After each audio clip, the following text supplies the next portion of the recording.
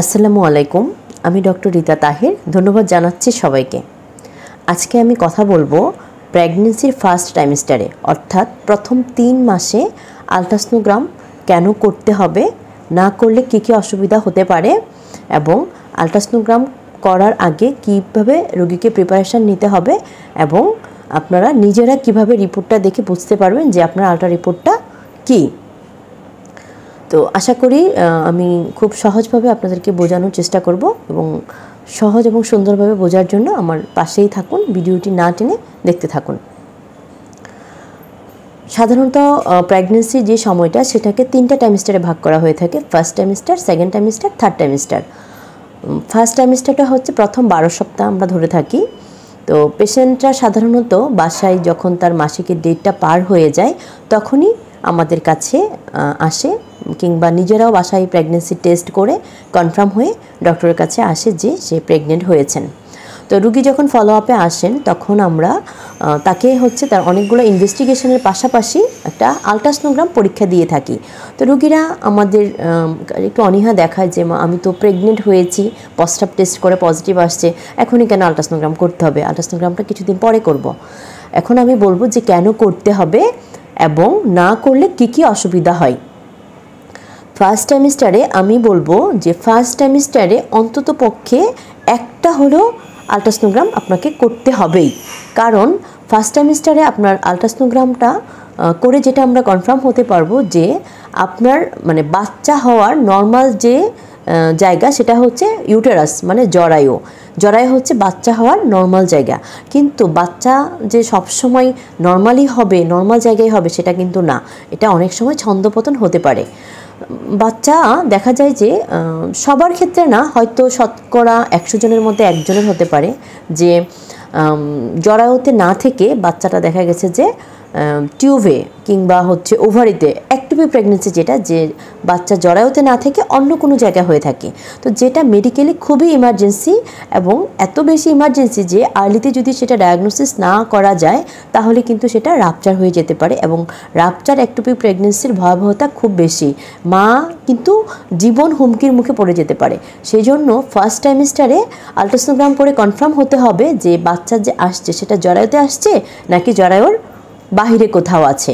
So এটার emergency খুব বেশি। তারপরে ফার্স্ট ট্রাইমেস্টারে বা প্রথম 3 মাসে আলট্রাসোনোগ্রাম করতে হবে এই জন্য যে আপনার যে বাচ্চাটা আসছে সেটা কি একটা বাচ্চা, 2টা বাচ্চা নাকি 3টা বাচ্চা। আপনার নাম্বার অফ ফিটাসটা দেখার জন্য কিন্তু ফার্স্ট ট্রাইমেস্টারে আলট্রাসোনোটা খুব জরুরি। তারপর আবার অনেক সময় দেখা যায় যে আলট্রাসোনো করে যে বাচ্চার যে সেক আসছে, অর্থাৎ বাচ্চার যে জেস্টেশনাল সেক যেটা আসছে সেটা কি রেগুলার আছে নাকি ইরেগুলার আছে। তো রেগুলার যদি থাকে, সুন্দর যদি থাকে, তাহলে বোঝা যায় যে না, আলহামদুলিল্লাহ বাচ্চাটা ভালো আছে, এটার সামনের দিকে আগিয়ে নেওয়া যাবে। বাট অনেক সময় দেখা যায় যে ইরেগুলার সেক থাকে বা হচ্ছে একটু হচ্ছে এলোমেলো থাকে, তখন এটা দিয়ে আমরা হচ্ছে মানে একটু কনফিউজ থাকি যে বাচ্চা আসলে এটা কি সামনে আগাবে নাকি আগাবে না। তারপরেও যদি ব্লিডিং না হয় বা কোনো সমস্যা না থাকে, পেশেন্টকে আমরা ফলো আপে রাখি যে আপনি 1 সপ্তাহ বা 2 সপ্তাহ পরে আবার আলট্রাসোনোগ্রাম করবেন।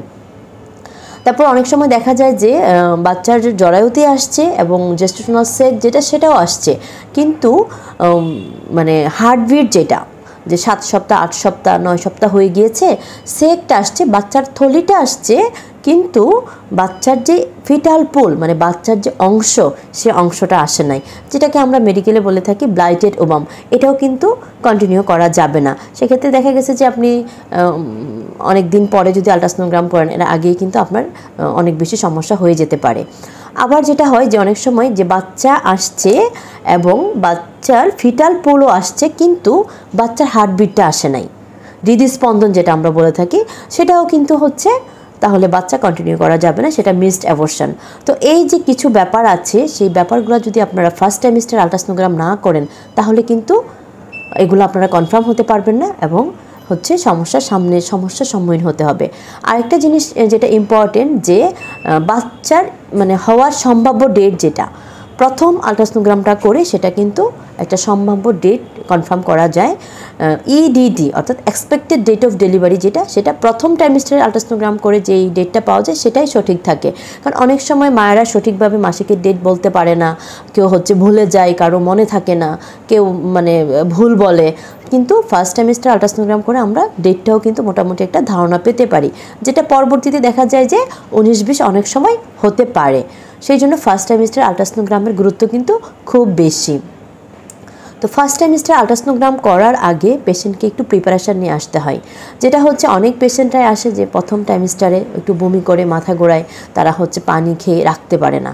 সেই জন্য আমি যেটা বলবো যে ফার্স্ট ট্রাইমেস্টারে প্রেগনেন্সি আলট্রাসোনো করার জন্য আমার রোগীরা, আপনারা যারা আছেন তারা বাসা থেকেই নিজেরাই প্রিপারেশান একটু নিয়ে আসবেন। অনেকে না খেয়ে থাকেন, আসলে ফার্স্ট ট্রাইমেস্টারে প্রেগনেন্সি আলট্রাসোনোগ্রাম করার জন্য না খেয়ে থাকার কোনো রুলস নাই। আপনাকে যেটা করতে হবে সেটা আপনার প্রস্রাবের চাপ থাকতে হবে। তো এখানে আমাদের রোগীরা প্রায় সময় আমি দেখে থাকি যে অনেকে, সবার কথা আমি বলছি না, তাদেরকে যখন বলা হয় যে আপনারা প্রস্রাবের চাপ নিয়ে আলট্রাসোনো করতে আসবেন, তারা সেটা বুঝতে পারে। অনেকে প্রস্রাব করে এসে বসে থাকে, অনেকে অনেক সময় ধরে বসে থাকে, চাপ হচ্ছে না, পানি খেলে বমি করে ফেলতেছে। তো এতে দেখা যায় আপনারা যদি বাসা থেকে আসার সময় জানেন যে ফার্স্ট ট্রাইমেস্টার আলট্রাসোনো করতেই হবে, তো বাসা থেকে আসার সময় আপনারা মোটামুটি একটা চাপ নিয়ে আসবেন, যেন হসপিটালে এসে আপনি একটু সময় বসলেই আপনার প্রস্রাবের চাপ হয়ে যায় এবং আপনার আলট্রা রিপোর্টটা সুন্দরভাবে করা যায়। আবার যেটা হয় যে আপনার সময়টাও কিন্তু একটু কম লাগে, কারণ হসপিটালে আসলে আপনাকে যখন আলট্রাসোনো করতে শোয়ানো হবে তখন দেখা গেছে আপনাকে বারবার উঠাই দেওয়া হচ্ছে, কারণ আপনার রিপোর্ট তো ভালো দিতে হবে। আপনাকে বারবার উঠাই দেওয়া হচ্ছে, আপনি নিজেও বিরক্ত হচ্ছেন, ডক্টরও বিরক্ত হচ্ছে, সাথে যারা অ্যাসিস্ট্যান্স থাকে তারাও কিন্তু বিরক্ত হয়ে যাচ্ছে। তো আপনি যদি ফার্স্ট ট্রাইমেস্টার আপনি জানেন যে আপনার আলট্রাসোনো করার জন্য প্রস্রাবের চাপ বেশি লাগবে, তাহলে আপনি যদি আগে থেকেই সেই প্রিপারেশনটা নিয়ে আসেন তাহলে কিন্তু আপনার সময়ও কম লাগছে এবং আপনি খুব ইজিভাবেই সুন্দর একটা রিপোর্ট পেয়ে যাচ্ছেন। তো আলট্রাসোনোগ্রাম করার আগে, বিশেষ করে ফার্স্ট ট্রাইমেস্টারে, আপনি অবশ্যই প্রস্রাবের চাপ নিয়ে আসবেন। আর আরেকটা যেটা, যে এটা অনেকে ভুল করে ফেলেন যে ফার্স্ট ট্রাইমেস্টারে প্রস্রাবের চাপ লাগবে, বাট শেষের দিকে বাচ্চা যখন বড় হয়ে যায় তখন কিন্তু প্রস্রাবের চাপটা জরুরি না, আপনি তখন প্রস্রাব করে এসে আলট্রাসোনোগ্রাম করবেন। বাট প্রথম 3 মাসে আলট্রাসোনো করার জন্য প্রস্রাবের চাপ নিয়ে আলট্রাসোনোগ্রামটা করতে হবে। তো আরেকটা জিনিস যেটা, যে রিপোর্ট, আলট্রাসোনোগ্রামের রিপোর্টটা দেখা যায় যে আমাদের মেডিকেলের ভাষায় করা হয়। অনেকেই কারণ আমাদের কাছে যে সাধারণ মানুষই বেশি আসে, যারা হয়তো ডক্টর বা মেডিকেল প্রফেশনে আছেন তারা হয়তো ভাষাগুলো বুঝতে পারেন, বাট আমাদের যারা সাধারণ রোগী আছেন তারা কিন্তু মেডিকেলের ভাষাগুলো চাইলেই খুব সহজে বুঝতে পারে। এখানে দোষের কিছু না, তারা বুঝবে না, এটাই স্বাভাবিক।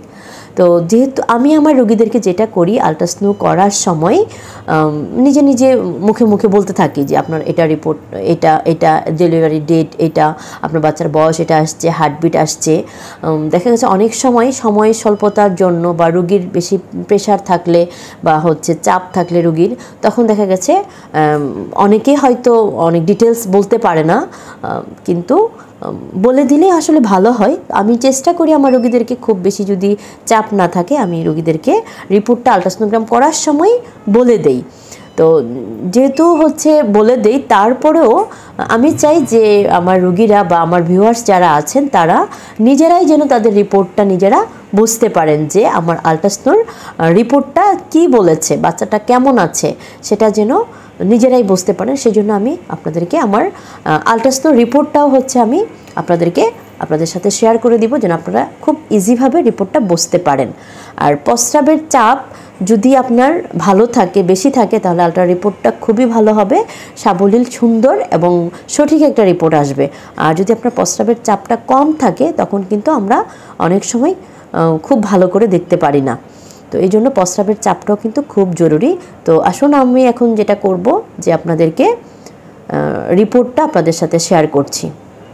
আমি এখন আলট্রাসোনোর একটা পেপার নিয়েছি, যেটা আমি একটু আগে আলট্রাসোনো করেছি, যে আর্লি প্রেগনেন্সি, যে ভেরি আর্লি প্রেগনেন্সি, যেটাতে দেখা যাচ্ছে যে একদম ছোট্ট একটা সেক দেখা যাচ্ছে, জরায়ুর মধ্যে এটা হচ্ছে আপনার জরায়ু, আর জরায়ুর পাশে এই যে ছোট্ট একটা সেক, যেটাকে আমরা বলে থাকি জেস্টেশনাল সেক। এই সেকটা কিন্তু আল্ট্রাসাউন্ড চাপ মানে বেশি থাকলে তখনই বোঝা যায়। এই আর্লি প্রেগনেন্সিতে প্রস্রাবের চাপ যদি না থাকে, কম থাকে, তাহলে কিন্তু এটা অনেক সময় মিস হয়ে যেতে পারে, দেখা নাও যেতে পারে। সেই জন্য প্রস্রাবের চাপটা খুবই জরুরি। তো আমি যেই আল্ট্রাটা করেছি সেটাতে দেখা যাচ্ছে যে ছোট্ট একটা সেক পাওয়া গিয়েছে, যেটাতে হচ্ছে মেজারমেন্ট করে আমি পেয়েছি, যার বয়স আসছে 5 সপ্তাহ 5 দিন। তার ডেলিভারি ডেট আসছে 25/4/2023। এটা হচ্ছে আল্ট্রাসাউন্ড একটা পেপার, যেটা আমরা আল্ট্রাসাউন্ড করে রিপোর্টটা বের করি। তো এবার আসুন এটার যে আমরা রিপোর্ট করি সেই রিপোর্টটা আমি আপনাদের সাথে শেয়ার করছি। কোনাবাড়ি ল্যাবেট হসপিটালে আমি আল্ট্রাটা করেছি। এই এখন যেটা হয় যে প্রথমে নাম, রোগীর বয়স, আইডি এগুলা হচ্ছে লেখা হয়েছে। তারপরে যেটা এখানে দেখা যাচ্ছে ইউরেটার, যেটা হচ্ছে প্রস্রাব যে বের হয়, প্রস্রাবের নালী, এটা ভালো আছে, নট ডাইলেটেড। তারপরে ইউরিনারি ব্লাডার মানে প্রস্রাবের যে থলি, সেটা ওয়েল ফিল্ড মানে পরিপূর্ণভাবে ভরা আছে, প্রস্রাবে পরিপূর্ণ আছে এবং হচ্ছে কোনো সমস্যা এটাতে নাই। আর হচ্ছে ইউটেরাস, আমাদের মেইন জায়গা হচ্ছে ইউটেরাস মানে হচ্ছে জরায়ু, যেটা বাচ্চা মানে হয়, বাচ্চার যে থলি সেটা ইউটেরাস। তো এখানেই হচ্ছে আমাদের ইউটেরাসের মধ্যে বাচ্চাটা আস্তে আস্তে বড় হয়। তো ইউটেরাস ইজ গ্র্যাভিড। গ্র্যাভিড মানে হচ্ছে প্রেগনেন্ট ইউটেরাস, মানে জরায়ুটাতে একটা বাচ্চা এসেছে, সেটাই বুঝিয়েছে যে uterus is gravid. Contains single gestational sac, মানে হচ্ছে জেস্টেশনাল সেক মানে বাচ্চার যে একটা সেক আসছে সেটা সিঙ্গেল মানে একটাই বাচ্চা। But no definite fetal pole is seen, মানে বাচ্চাটার এখানে যেটা হচ্ছে যে ইয়েটা আসছে, সেকটা আসছে, ফিটাল পোল মানে বাচ্চার কোনো অংশ কিন্তু এখনও আসে নাই, যেটার মেজারমেন্ট করে আমরা পেয়েছি জিএস মানে জেস্টেশনাল সেক 1.67 সেন্টিমিটার। এটা জাস্ট এটার মেজারমেন্ট, এবং এটার মেজারমেন্ট করে আলট্রাসোনোগ্রাফি অটোমেটিক্যালি যেটা দিয়েছে সেটা হচ্ছে 5 সপ্তাহ মানে 5 উইকস 5 ডেজ, মানে বাচ্চাটার বয়স আসছে হচ্ছে 5 সপ্তাহ 5 দিন, মানে প্রায় 1.5 মাস। এবং EDD expected date of delivery আসছে 25/4/2023, তার মানে 2023 সালের এপ্রিল মাসের 25 তারিখে বাচ্চা হওয়ার ডেট। এই ডেট থেকে দেখা গেছে যে প্লাস মাইনাস 7 দিন হয়ে থাকে। আর আদার্স কালডেসেক, এটা জরায়ুর নিচে একটা অংশ থাকে যেখানে কোনো কালেকশন নাই। অ্যাডনেক্সাম মানে যে ডিম্বাশয়গুলো আছে, ওভারিগুলো আছে, সেগুলো ভালো আছে। তো ওভারঅল সবগুলা যে রিপোর্ট যেটা বলা হয়েছে তার একটা কমেন্টস দেওয়া হয়, মানে একটা সামারি, যে আমি পুরাটা একটা কি রিপোর্ট, এটার একটা এক কথায় সেই রিপোর্টটা লেখা হয়, যেটা হচ্ছে suggestive of early pregnancy of about 5 weeks 5 days, মানে এটা একটা একদমই আর্লি প্রেগনেন্সি, মানে 5 সপ্তাহ 5 দিন, 1.5 মাসের একটা প্রেগনেন্সি। সেই জন্য, কারণ এটা হচ্ছে মাত্র 1.5 মাস, এখানে কিন্তু এখনও ফিটাল পোল আসে নাই, হার্টবিট আসে নাই, অবশ্যই এত আর্লি কিন্তু হার্টবিট আসেও না। সেই জন্য আমরা অ্যাডভাইস রেখেছি ফলো আপ আফটার 2 উইকস, মানে 2 সপ্তাহ পরে যেন আরেকটা আমরা ফলো আপ আলট্রাসোনোগ্রাম করে নিই। তখন ইনশাল্লাহ যদি সব কিছু ঠিক থাকে তাহলে হচ্ছে বাচ্চার ফিটাল পোল মানে বাচ্চার যে অংশ সেটাও চলে আসবে, এবং বাচ্চার যে হার্টবিট সেটাও কিন্তু চলে আসবে। তো এবার আসুন যে পরবর্তীতে যদি একটা আলট্রাসোনোগ্রাম করা হয়, এই যে এই আলট্রাসোনোটা ধরেন এটা পরের আলট্রাসোনো, এখানে যেটা আসছে যে 9 উইকস, যেটা যে 9 উইকস 0 ডেজ মানে 9 সপ্তাহ, প্রায় 2 মাস 7 দিন। তো এখানে কিন্তু আমরা দেখতে পাচ্ছি যে সুন্দর ফিটাল পোলটা চলে আসছে, প্লাস হচ্ছে বাচ্চার কিন্তু হার্টবিটও চলে আসছে। দুইটাই কিন্তু আর্লি প্রেগনেন্সির আমি কথা বলছি। তো ধরেন এই যে রিপোর্ট আমি যেটা দেখাচ্ছি এখন, এখানেও সেম, যে মেনলি আমরা যে কথাগুলো ছিল, ureter not dilated, urinary bladder well field, অবশ্যই ইউরিনারি ব্লাডারটা ওয়েল ফিল্ড মানে একদম পরিপূর্ণ থাকতে হবে, প্রস্রাবের চাপটা একদম বেশি থাকতে হবে। ইউটেরাস মানে বাচ্চার যে থলি, বাচ্চা যেখানে আস্তে আস্তে বড় হচ্ছে, সেম ইউটেরাস গ্র্যাভিড মানে এটা হচ্ছে প্রেগনেন্ট একটা ইউটেরাস, মানে বাচ্চা জরায়ুর মধ্যে বাচ্চা এসেছে। সিঙ্গেল ফিটাল পোল, এখানে হচ্ছে ওইখানে ছিল জেস্টেশনাল সেক, এখানে কিন্তু সেকের মধ্যে পুল চলে আসছে, মানে ফিটাল পুল মানে বাচ্চার যে অংশ সেটা চলে আসছে। Fetal cardiac pulsation is seen, মানে বাচ্চার কিন্তু হার্টবিট হৃদস্পন্দন যেটা সেটাও দেখা যাচ্ছে। CRL ক্রাউন রাম্প লেন্থ, মানে টোটাল যে বাচ্চার যেই অংশটা আসছে সেটার একটা মেজারমেন্ট নেওয়া হয়েছে, যেটা কত আসছে 2.23 সেন্টিমিটার, এবং সেই অনুযায়ী বাচ্চার বয়স আসছে 9 সপ্তাহ 0 দিন। এবং এই আলট্রাসাউন্ড রিপোর্ট অনুযায়ী এটা কিন্তু আরেকটা রোগীর আলট্রা আসছে হচ্ছে 3/4/2023, মানে 2023 সালের এপ্রিল মাসের 3 তারিখে বাচ্চা হওয়ার সম্ভাব্য ডেট তার 1 সপ্তাহ আগে অথবা পরে হতে পারে।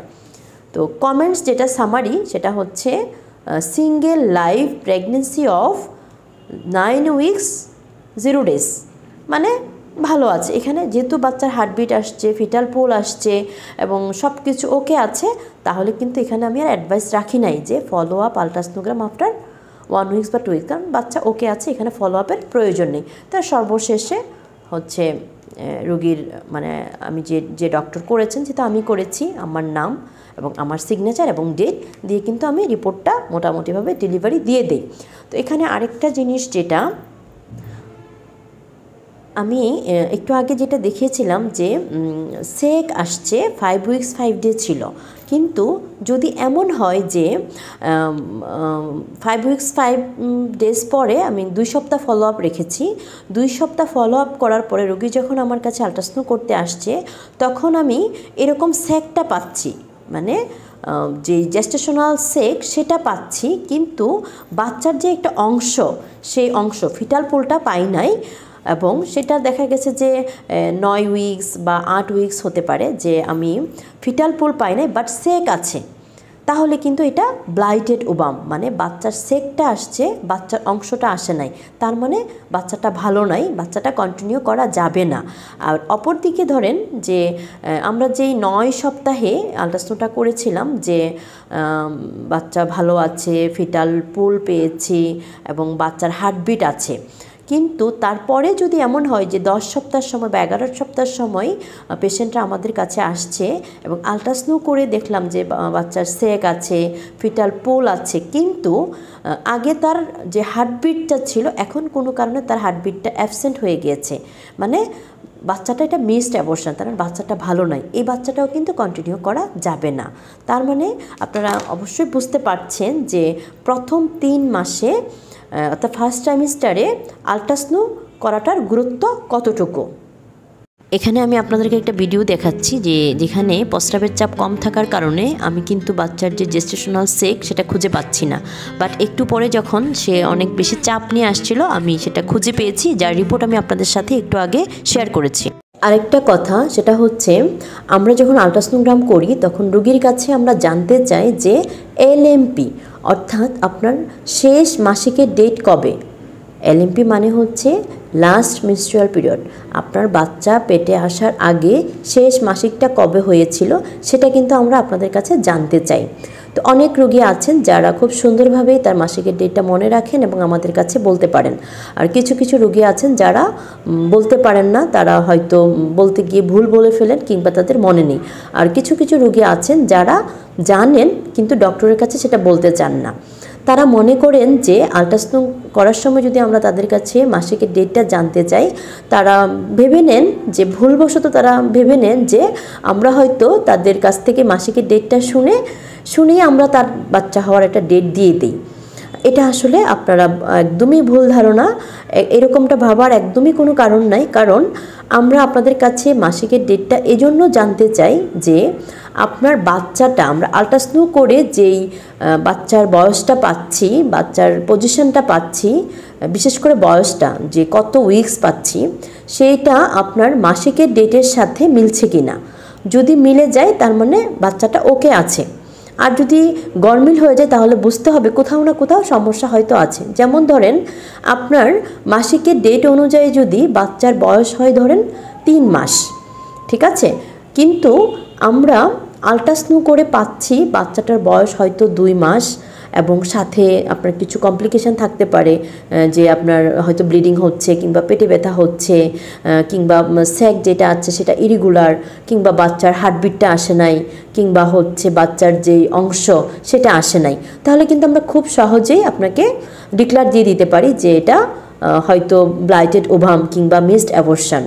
কারণ আপনার মাসিকের ডেটের সাথেও মিলছে না, এটা ছোট দেখাচ্ছে, এবং সাথে আপনার কিছু কিছু প্রবলেমও দেখা দিয়েছে, তাহলে ডায়াগনোসিস করাটা কনফার্ম হয়ে গেল।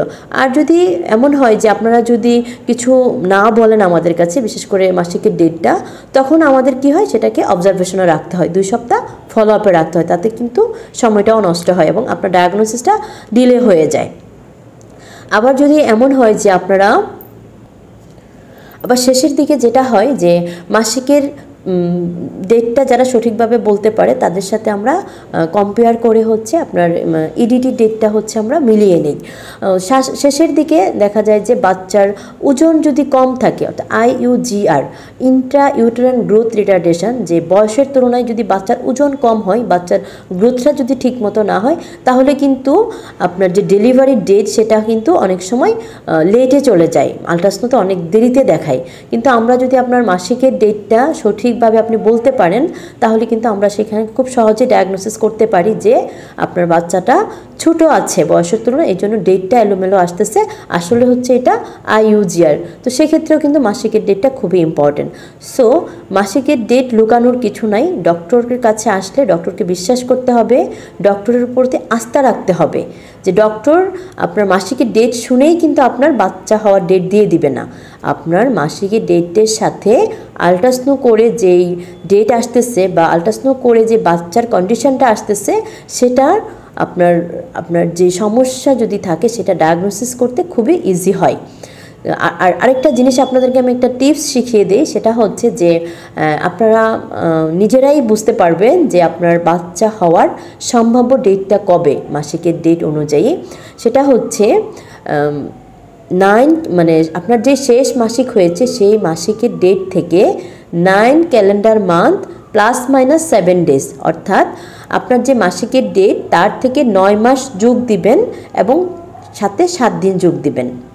ধরেন কারো যদি মাসিকের ডেট থাকে, শেষ মাসিকের ডেট যে জানুয়ারির 1 তারিখ, তাহলে আপনি 9 মাস আপনি যোগ করেন, যে February, March, April, May, June, July, August, September, October, তার মানে অক্টোবরে হচ্ছে আপনার 9 মাস 1 তারিখে, তার সাথে যোগ দেন তার অক্টোবরে 8 তারিখ, তার মানে আপনার বাচ্চা হওয়ার সম্ভাব্য ডেট হচ্ছে অক্টোবর মাসের 8 তারিখ, তার 7 দিন আগে অথবা পরে। তো আশা করি আমার এই আজকের এই ভিডিওটি আপনাদের আমি যতটুকু পেরেছি আমার সাধ্যমতো বোঝানোর চেষ্টা করেছি। তো এই ভিডিওটা দেখার পরে আপনারা অবশ্যই ইম্পর্টেন্সটা বুঝতে পারবেন যে ফার্স্ট ট্রাইমেস্টারে প্রথম 3 মাসে আলট্রাসোনোগ্রামটা কেন করতে হবে, এবং যদি না করেন কি কি অসুবিধা হতে পারে, এবং আলট্রাসোনো আপনি করতে আসার জন্য আপনার কি একটা প্রিপারেশন নিয়ে আসতে হবে, এবং আপনার আলট্রার যে রিপোর্টটা আমরা তো অবশ্যই বলে দেই, তারপরে আপনারা নিজেরাও হচ্ছে অনেক ইন্টারেস্ট থাকেন, নিজেরা যেন রিপোর্টটা বুঝতে পারেন। তো আশা করি ভিডিওটার মাধ্যমে আপনারা হয়তো কিছু বিষয় ক্লিয়ার হয়ে যাবে।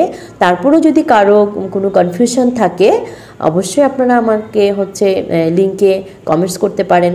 আমি চেষ্টা করব আপনাদের সেই কমেন্টসে অনুযায়ী, ডিমান্ড অনুযায়ী নেক্সটে নতুন কোনো ভিডিও আপলোড করে দেওয়ার জন্য।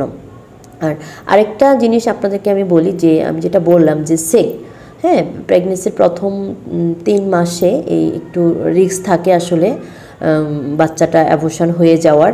তো সেই জন্য আপনারা অবশ্যই একটা আলট্রাসোনোগ্রাম করবেন, ডক্টরের কাছে আসবেন, ফলো আপে থাকবেন, এবং সাথে আদার্স কিছু পরীক্ষা নিরীক্ষা থাকে, সে পরীক্ষা নিরীক্ষাগুলোও করে নেবেন এবং ডক্টরের চেক আপে থাকবেন।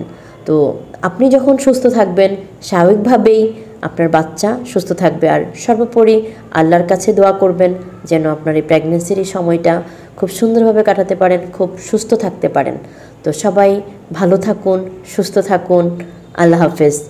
আর আরেকটা কথা যেটা হচ্ছে আমি আপনাদের কাছে বলছি যে আমি যেহেতু একটু কাজ করছি আমার সোশ্যাল মিডিয়াতে আপনাদের জন্য, আপনারা যখন বিভিন্ন কমেন্টস করেন, শেয়ার করেন, লাইক দেন, তখন কিন্তু আমি আমার কাজের আগ্রহটা আসলে একটু বেড়ে যায়।